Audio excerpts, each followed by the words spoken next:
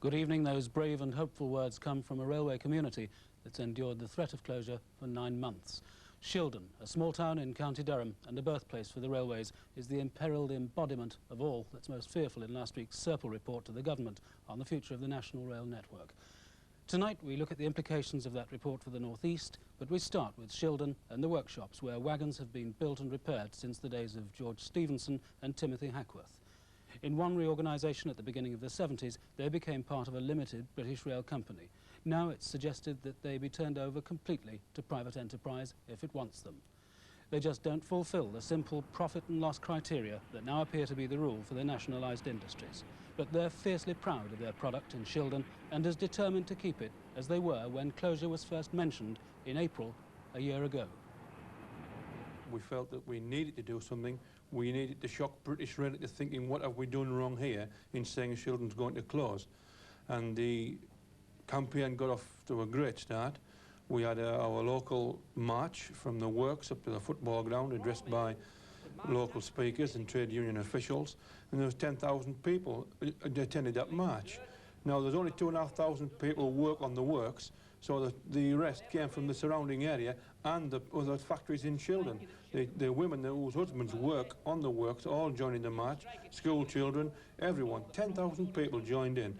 And we knew then, from that day on, that we had to make sure that Shildon stayed alive for the people of Shildon, not just the works, for the people of Shildon, because Shildon depended so much on British Rail Works.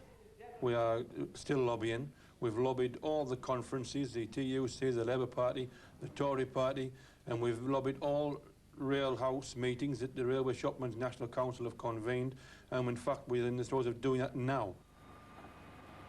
You could say that Shildon has been a victim of the more efficient technology that now characterises rail freight. Huge, neat containers made from cheap alloy and easily loaded on and off the railway network have reduced the demand for the traditional wagon.